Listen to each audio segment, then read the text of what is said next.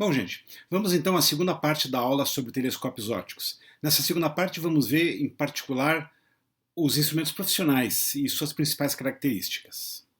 Começando pelo primeiro dos grandes refletores, o telescópio do Monte Wilson nos Estados Unidos, chamado telescópio Hooker, que tem 2,5 metros, 100 polegadas, é o valor exato, 100 polegadas de diâmetro. Esse telescópio tem uma enorme importância histórica, apesar dele já ter de um século de idade, ele continua operacional. É claro que não mais é um instrumento de ponta, mas continua operacional e tem uma enorme importância histórica, pois foi usando esse instrumento aqui, que na década de 1925, de 1922 até 1930, foi usando esse telescópio que o Edwin Hubble, aquele que dá o nome ao telescópio espacial, fez duas que provavelmente são as mais importantes descobertas astronômicas do século XX.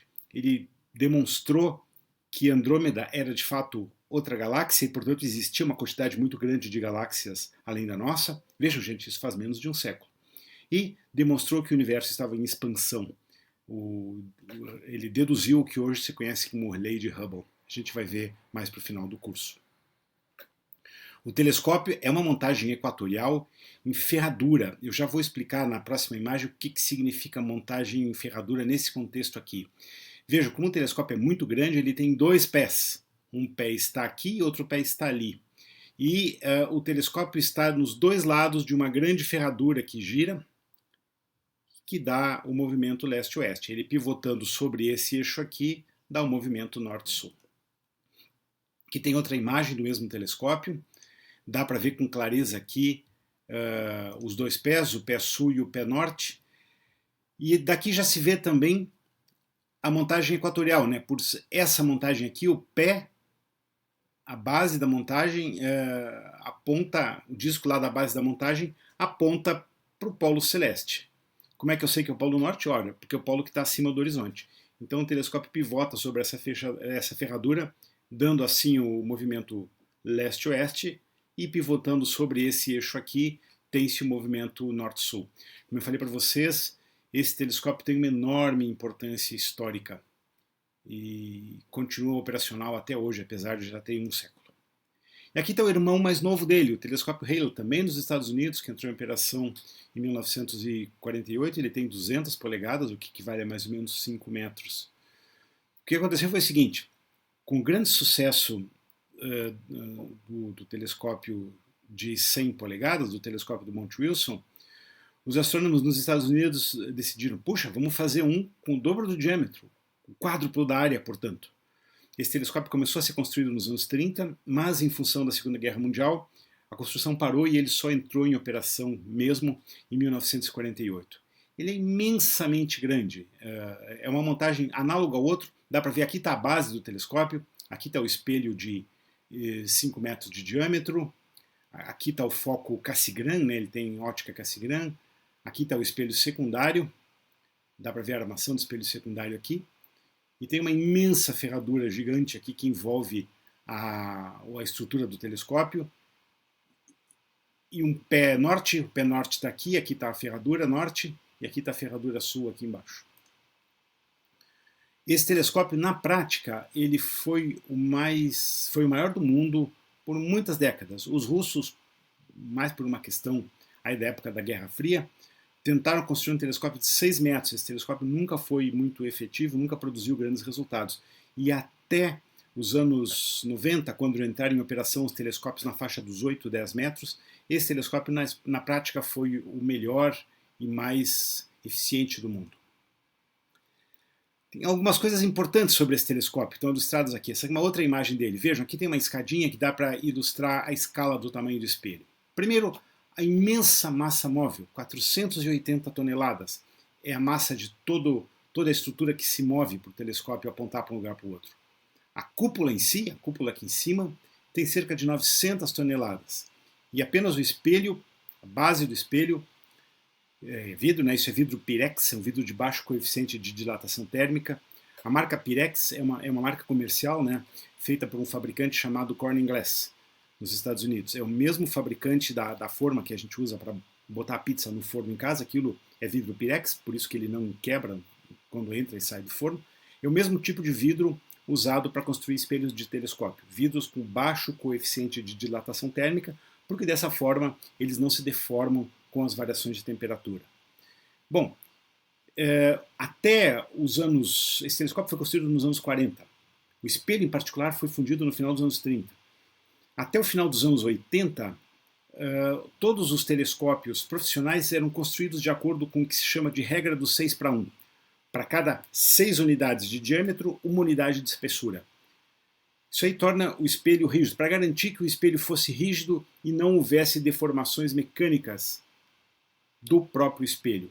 Ora, em função disso, esse espelho com 5 metros de diâmetro tem 70 a 80 centímetros de espessura. Isso faz com que apenas o bloco de vidro do espelho pese cerca de 13 toneladas. Montado aqui na sua base, com toda a estrutura móvel do telescópio, isso dá 480 toneladas que se movem. Olha, é o peso de um pequeno navio. E precisa apontar com extrema precisão para qualquer corpo celeste. Então vejam, vocês têm um objeto, uma estrutura que tem a massa de um pequeno navio que precisa se mover com a precisão de um relógio. Isso é muito complicado do ponto de vista mecânico. Não dá, é impossível cancelar, esquecer a primeira lei de Newton, inércia. Uma massa dessa dimensão, muito difícil de ser colocada em movimento.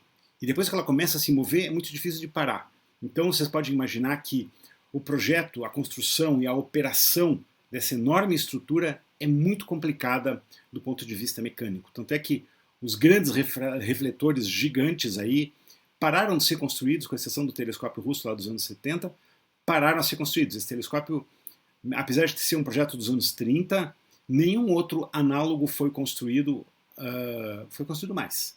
Até os anos 80, todos os telescópios construídos tinham diâmetros menores do que esse, e o russo de 6 metros. E os modernos? Ora, aqui está uma vista do telescópio Keck. Fica no Monte Mauna Kea, no Havaí, que é um observatório muito alto, um observatório a mais de 4.000 metros acima do nível do mar, por isso ele é usado, muito usado na faixa do infravermelho. Veja qual é a estrutura do telescópio. É completamente diferente. Primeiro, ele não é um telescópio de montagem equatorial, ele é de montagem alta-azimutal. Ele tem uma base plana que gira no plano horizontal e pivota sobre esse eixo aqui, um eixo de altura, um eixo de elevação. Então precisa de motores nos 2 eixos para se mover? Sim, precisa. Mas como eu falei para vocês na primeira metade dessa aula, aquele problema que existia até os anos 80 de motores de velocidade variável funcionando de forma síncrona, deixou de existir com os processadores construídos a partir dos processadores de dados construídos a partir dos anos 90 e os motores de passo controlados por computador. São 2 telescópios gêmeos, cada um tem 10 metros de diâmetro, e o espelho, isso é outro detalhe extremamente importante, o espelho não é um monobloco, não é um bloco único, é um conjunto de hexágonos, na verdade são 36 hexágonos, cada um deles com 1,80 m de diâmetro, e eles são finos, eles não obedecem à regra do 6:1. Como é que eles funcionam na prática? Os espelhos são apoiados sobre uma base extremamente complexa, e essa base tem pistões hidráulicos que movem os espelhos para cima e para baixo de forma a garantir a sua estabilidade. Daqui a pouquinho eu volto a essa questão. O telescópio Hubble é um ícone da astronomia, né? Vale lembrar que ele não é mais um instrumento moderno, no sentido de que ele foi projetado nos anos 80, lançado em 1990, portanto ele já está operando há 30 anos, quase 30 anos. Mas ainda assim, por suas características únicas, é um instrumento de extrema importância, continua sendo um instrumento de extrema importância para a astronomia. Ele tem 2,40 m de diâmetro. A grande vantagem, obviamente, é que está em cima da atmosfera. O fato dele estar em órbita da Terra faz com que ele seja muito eficiente nas faixas do ultravioleta e do infravermelho que são cortadas pela atmosfera da Terra. Vale lembrar, o custo dele é extremamente alto. O custo de construção dele foi de 9 bilhões de dólares, muito dinheiro. Ele voa bem acima de onde está a estação espacial. A órbita da estação espacial é de aproximadamente 400 quilômetros acima do nível do mar. O Hubble está bem mais para cima, está em torno de 600 quilômetros. A órbita completa em torno da Terra dele é de mais ou menos 95 minutos. E ele tem, o tubo dele tem mais ou menos 13 metros e por outros 12 de largura, se a gente for considerar a largura dos coletores solares. Essa é uma foto de um momento histórico, né? Ele sendo tirado da baía de carga do Space Shuttle Discovery em 1990, quando ele foi lançado. Mas ele obtém resultados absolutamente fantásticos. Vejam isso aqui, uma galáxia bem brilhante, conhecida. Aqui está a foto, a galáxia M100. É uma foto de um telescópio terrestre. Aqui a mesma foto, um detalhe para o miolinho da galáxia, que aparece só como um borrão nessas fotos aqui. Com o telescópio espacial, esse miolinho aqui, esse borrãozinho aqui, é altamente resolvido nos seus detalhes morfológicos. Então, esse tipo de contribuição que o telescópio espacial dá há 30 anos continua sendo de enorme importância. A questão do tamanho. Ora, obviamente, quanto mais luz o telescópio coleta, mais detalhes são possíveis de ser vistos. Ou seja, a questão da área coletora. Obviamente, a área coletora depende, o brilho do objeto, do alvo, né, depende da área coletora, depende do quadrado do diâmetro. Vamos ver isso de maneira ilustrativa aqui com Andrômeda, com a galáxia de Andrômeda. Aqui está a mesma galáxia de Andrômeda, feitos por dois telescópios. Telescópios com o dobro do diâmetro, 2 vezes o diâmetro. Significa o quádruplo da área, mesmo tempo de exposição. Vejam a qualidade das duas imagens. Nessa imagem da esquerda, a parte externa do disco fica completamente invisível. Mal dá para ver um pouco essa estrutura aqui como uma manchinha. Então, não adianta. Para observar detalhes de objetos fracos, não tem outro jeito. É preciso que o telescópio seja muito grande. Outro parâmetro importante para os telescópios é o chamado poder de resolução, a habilidade de separar pequenos ângulos no céu. Vejam aqui dois objetos vistos com poderes de resolução diferente. Aqui com poder de resolução ruim. Isso aqui são imagens de estrelas extremamente ampliadas, gente. É isso que eu estou mostrando aqui. Se o telescópio tem um poder de resolução ruim, ele vai ver as duas imagens de estrelas como uma mancha, ou seja, os fótons, a luz que vem de cada uma dessas estrelas se espalha por uma área maior aqui, sem se separar em duas fontes distintas. À medida que o poder de resolução do telescópio for aumentando, vai sendo possível observar, então, dois pontos de luz distintos. Isso pode ser visto aqui de novo com Andrômeda, usando Andrômeda como um demonstrador de qualidade. 4 imagens de Andrômeda com poderes de resolução diferente. Aqui são detalhes de 10 minutos de arco, 1 minuto, 5 segundos de arco e 1 segundo de arco. Comparem a primeira com a última imagem. À medida que o poder de resolução, ou seja, que a capacidade de distinguir pequenos ângulos vai aumentando, é possível ver detalhes muito mais finos. Nessa primeira imagem aqui, não é possível sequer observar o céu. Vejam, a gente está olhando Andrômeda, que é um objeto extragaláctico. Esses pontinhos aqui são estrelas da nossa galáxia que estão na linha divisada. Aqui, com essa qualidade tão ruim assim de imagem, é impossível observar. Telescópios amadores, olhando para Andrômeda, vão observar esse tipo de imagem aqui. Bom, como é que se determina a resolução angular no telescópio? Tem uma expressãozinha muito simples aqui, resolução angular representada por θ, depende do comprimento de onda, isso é importante, depende do comprimento de onda, e depende também do diâmetro do telescópio. Vocês podem fazer essa continha aqui, isso aqui dá a resolução em segundos de arco, só tomem cuidado, o comprimento de onda e o diâmetro tem que estar na mesma unidade métrica, né? Ou em metros, ou em angstroms, ou em nanômetros, como vocês quiserem, mas tomem cuidado com a unidade para fazer esse teste aqui. Para um telescópio de 1 metro, apenas para a gente colocar uns números e comparar, 1 metro de diâmetro, portanto, diâmetro D maiúsculo aqui é 1 metro, Se a gente for fazer imagem na faixa dos 400 nanômetros, ou seja, na luz azul, o poder de resolução é de 1/10 de segundo de arco. Porém, no infravermelho, lá em micron, o poder de resolução é bem pior. É 2 segundos de arco. Não adianta, são as leis da física, a gente não pode brigar contra elas. A questão das imagens. Até os anos 80, as imagens astronômicas eram feitas usando filmes fotográficos. Aqueles filmes das máquinas antigas, que provavelmente muitos de vocês nem viram funcionando. Filmes em que a luz é registrada por uma reação fotoquímica num elemento qualquer, num sal de prata, na verdade.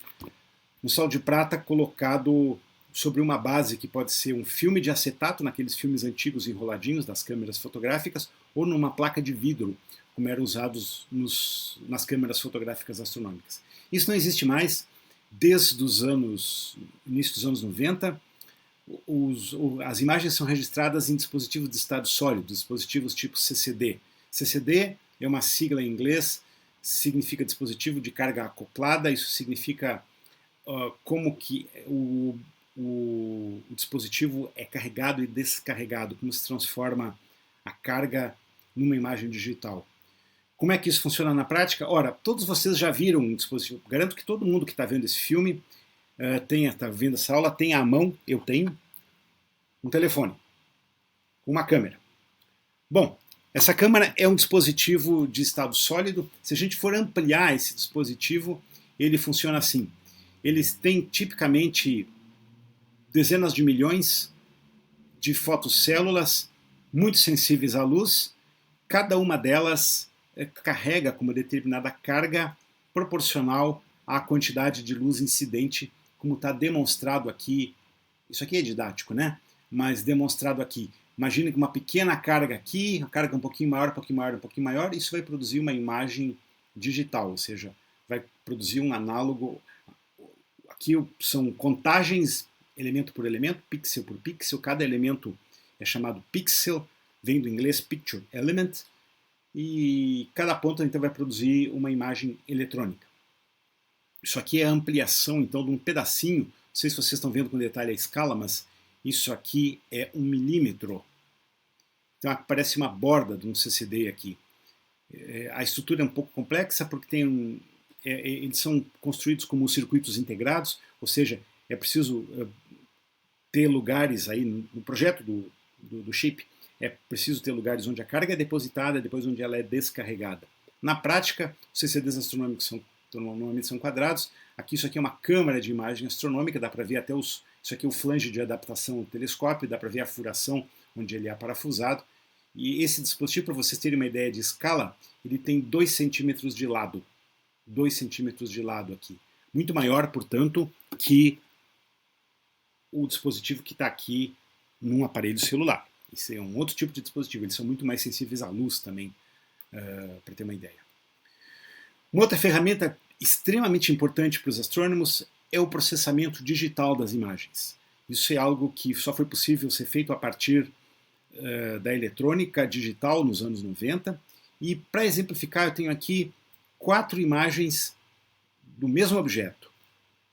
Bem na esquerda, um aglomerado de estrelas na Grande Nuvem de Magalhães, Large Magellanic Cloud, imagiado por um telescópio da Terra.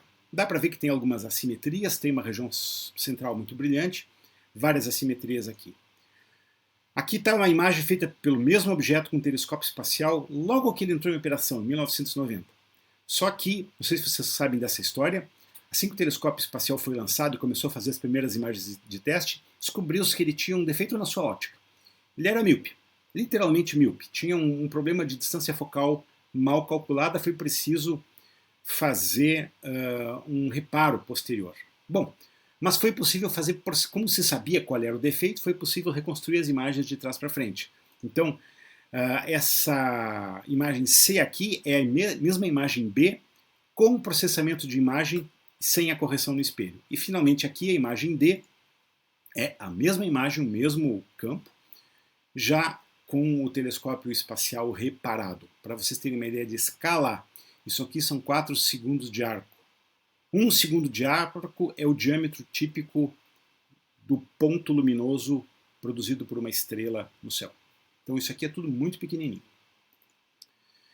A gente já falou para vocês, existem dois tipos básicos de instrumentos usados em astronomia. O fotômetro, que mede a quantidade de radiação em distintos filtros, mede as cores de uma imagem. Você pode trocar a imagem, trocar filtros, né? Filtro azul, filtro verde, filtro vermelho, filtro infravermelho, filtro ultravioleta, e assim obter imagens de uma mesma fonte em distintas cores.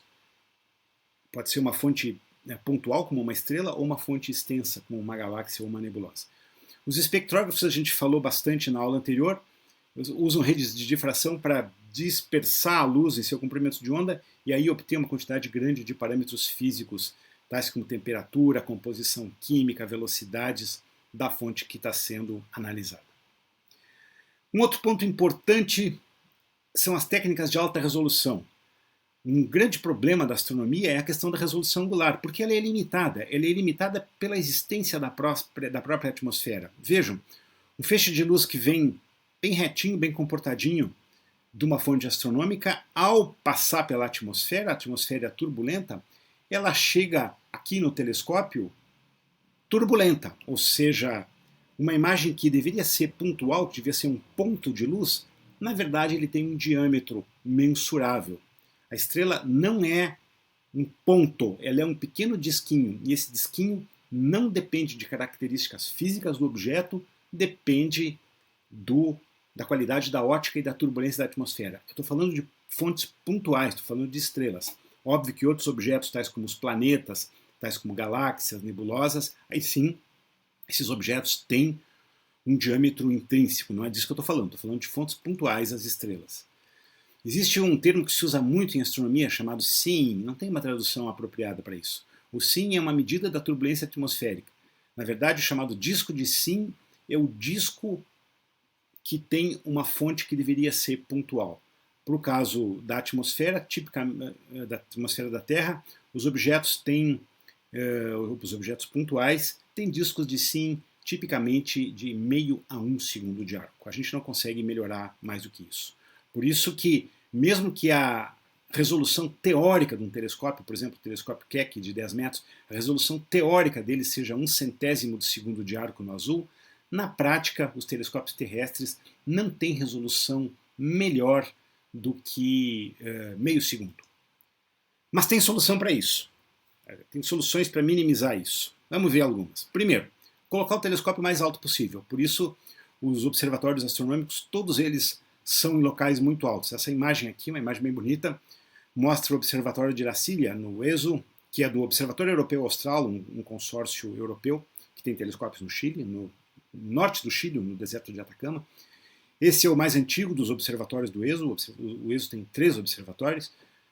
Ele está perto da cidade de La Serena, mais ou menos 30 graus ao sul do Equador. Para comparar com o Brasil, essa é mais ou menos a latitude de Porto Alegre, só que lá na costa oeste da América Latina, no Chile. Bom, então dá para ver vários telescópios aqui. Características, requisitos fundamentais dos observatórios astronômicos profissionais. Altos, clima seco e, obviamente, afastados de cidade. É claro que outra solução é colocar o telescópio no espaço, colocar ele acima da atmosfera, mas aí os custos aumentam muito. Além de colocar nos lugares adequados, existe uma técnica chamada ótica ativa, que melhora muito a qualidade da imagem. Em que consiste a ótica ativa? Bom, as variações de temperatura, vibrações, movimento do telescópio, tudo isso faz com que decaia a qualidade, porque o telescópio se deforma, o espelho do telescópio se deforma sensivelmente. A solução é corrigir essas deformações do espelho primário através de uma malha de pistões hidráulicos colocados embaixo do espelho, que muito pouquinho, isso são fração de milímetro, empurra regiões do espelho para cima e para baixo, de maneira que a figura de cima da superfície refletiva seja sempre o mais próximo possível do nominal. E isso atua muito bem. Isso aqui é um exemplo para um telescópio que está nesse observatório aqui. Ó. Na verdade, é esse telescópio aqui, chamado NTT, um telescópio dos anos 80, chamado New Technology Telescope. Agora já não é mais tão new assim, tem mais de 30 anos, mas foi com esse telescópio aqui que essa imagem foi feita. Vejam, aqui uma imagem do certo telescópio para um aglomerado de estrelas, sem ótica ativa, com ótica ativa. É uma diferença imensa. Esse telescópio tem 3,5 metros de diâmetro, esqueci de mencionar. Mas dá uma diferença muito grande com e sem a ótica ativa funcionando. Existe ainda um outro recurso chamado ótica adaptativa, que é a correção da turbulência atmosférica. Aqui está o exemplo da ótica adaptativa funcionando por um telescópio lá no observatório, no observatório Lick, nos Estados Unidos. Lá onde estão os telescópios bem antigos. O que é a ótica adaptativa? Qual é a base da ótica adaptativa? Bom, a turbulência atmosférica ela é muito rápida. A ótica ativa corrige deformações, a ótica ativa que eu falei antes, corrige deformações no espelho do telescópio causadas por variações de temperatura, pelo movimento, o telescópio apontando para um objeto e para outro, ele é colocado em posições diferentes face ao campo gravitacional da Terra. Essas correções da ótica ativa são lentas. A atmosfera da Terra, por outro lado, é muito turbulenta, as coisas acontecem muito rápido. Então, essa é uma maneira de corrigir a qualidade da imagem. Um raio laser cria uma estrela artificial, na verdade, a mais ou menos 50 a 60 quilômetros acima do nível do mar. E qual é a ideia da estrela artificial? Você sabe como ela deveria ser e como é que ela é. A diferença entre o que ela deveria ser e o que ela é causada pela turbulência atmosférica. Então, se você injetar por um sistema de processamento de dados online muito rápido, injetar essas diferenças num espelho flexível, que não é o espelho primário, é um espelho terciário, pequeno, que tem aí 30 a 40 centímetros de diâmetro. Mas se você injetar por pistões pequenininhos rápidos por baixo desse espelho terciário as mesmas perturbações medidas na comparação do sinal real com o sinal teórico da estrela artificial e inverter o sinal dessas perturbações, vocês corrigem a imagem. Isso se chama ótica adaptativa. Ela requer processamento online de alto desempenho e é uma técnica muito, muito nova aí para corrigir, melhorar a imagem de telescópios profissionais. Vejam aqui alguns exemplos. Aqui um objeto, um aglomerado de estrelas, né, com ótica ativa, mas sem ótica adaptativa funcionando. E aqui só esse detalhezinho com a ótica adaptativa dá para ver detalhes inimagináveis, né? Vejam, por exemplo, aqui essa manchinha aqui. Essa manchinha aqui, na verdade, é um conjunto de estrelas que está aqui. Ó. Aqui tem duas muito próximas, tem uma fraquinha aqui, outra aqui. E a mesma coisa acontece aqui. Ó. Isso aqui é apenas uma estrela dupla. Vejam, isso aqui é 1 segundo de arco. 1 segundo de arco. Ou seja, o ponto de luz típico de um objeto pontual. Mas se a gente usar a ótica adaptativa, vê que esse ponto de luz assimétrico, na verdade, são 2 estrelas. É uma estrela dupla. Essas são as técnicas usadas para corrigir imagem em telescópios profissionais. Bom, para concluir, algumas imagens que ilustram tudo que eu falei antes. Isso aqui é o espelho primário do telescópio Keck, visto em detalhe. Ele não é bem redondo porque ele é um mosaico. E essa manchinha vermelha, o que é essa manchinha vermelha? É uma pessoa de macacão vermelho que está dentro do furo por onde desce o feixe de luz, o foco Cassegrain. Então, você tem uma ideia da escala do espelho como um todo. O espelho tem 10 metros de diâmetro. Como eu falei para vocês, construída por 36 hexágonos fixos, sustentados por cada um deles por uma malha de pistões, e esses pistões, atuando continuamente, são a ótica ativa do telescópio. A ótica ativa atua no espelho primário, a ótica adaptativa é num espelho bem acima do primário, geralmente espelho terciário. Aqui está o observatório do Monte Mauna Kea, no Havaí, que eu já mencionei. Tem várias informações interessantes que podem ser obtidas dessa imagem. Primeiro, Observatórios profissionais sempre reúnem muitos telescópios na mesma montanha. Por quê? Porque o custo de construção de estradas montanha acima é muito caro, muitas vezes mais caro que o próprio telescópio. Então, normalmente se constroem um conjunto grande de telescópios no alto de uma mesma montanha. Obviamente que isso também unifica os serviços de manutenção, de eletricidade, de água, de internet e de toda a infraestrutura. Para vocês saberem, né, entre os telescópios que estão aqui, está o telescópio infravermelho de 2,20 metros, que é do Reino Unido. O Gemini Norte, o Gemini é um consórcio, o Brasil faz parte desse consórcio. Tem um telescópio no norte, aqui no Monte Mauna Kea, e um telescópio no sul, no Chile. O telescópio de 3,60 metros, que é um consórcio do Canadá, da França e da Universidade do Havaí. Aqui estão os dois Keck, de 10 metros, e o telescópio Subaru, que é dos japoneses, que tem um pouquinho mais de 8 metros. Todos eles estão no alto de um vulcão extinto, o Monte Mauna Kea, na grande ilha do Havaí. Aqui está, eu falei do telescópio Subaru, aqui está ele, aqui está o espelho, ele é um espelho único, mas não é um espelho com regra 6:1, é um espelho fino. É um espelho que tem um pouco mais de 8 metros de diâmetro, mas tem espessura de 20 centímetros. Ora, uma lâmina de vidro com 8,3 metros de diâmetro, 20 centímetros de espessura, ela não é rígida. Então, como é que ele é sustentado? Ótica ativa. O espelho é sustentado por uma malha de pistões hidráulicos. Aqui está o Gemini Norte, visto com a cúpula aberta. Vejam um tipo diferente de cúpula. Esse anelzão aqui sobe, esse outro anel aqui desce, de maneira que o ar flui da maneira mais fácil possível por aqui. Por que essa imposição?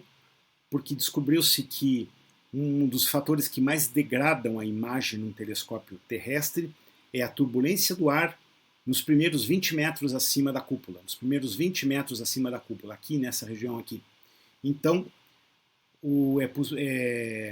viu-se que abrir totalmente a cúpula é melhor ainda. O que daria para ser feito? O telescópio Sloan nos Estados Unidos não tem, eu não tenho imagem dele aqui, mas vocês podem procurar na internet, Sloan, S-L-O-A-N. Ele não tem cúpula, ele é guardado num prédio muito similar a uma garagem de carro, com uma portona aberta, uma portona fechada. Quando o telescópio vai operar, a porta se abre, o prédio inteiro recua sobre trilho 50 metros para trás e o telescópio opera completamente vazio, sem cúpula. Terminou a noite, o prédio volta, fecha a porta e o telescópio fica protegido. Aqui está o Gemini Sul, quando estava sendo montado, quando estava em construção. Por que eu estou mostrando essa imagem aqui? Para mostrar a típica estrutura mecânica de um telescópio moderno. Veja, bom, aqui está o eixo pivotante, aqui tem um lado dele, o outro está aqui, que dá o movimento em altura. Ele é um telescópio altazimutal. Essa base aqui girando dá um movimento em azimuth. Toda a estrutura mecânica é em estruturas em forma de V. Porque vocês vão ver um monte de Vs por aqui, em tudo que é lugar. Por quê? Porque isso é um problema estrutural, um problema de engenharia mecânica.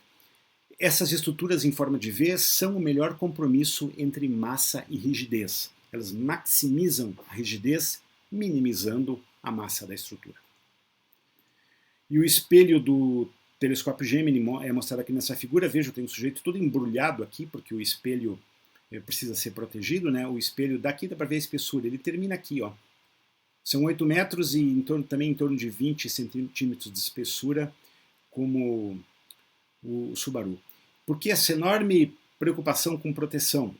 Isso eu não tinha falado ainda. Espelhos de telescópio não são que nem o espelho que a gente tem no banheiro de casa.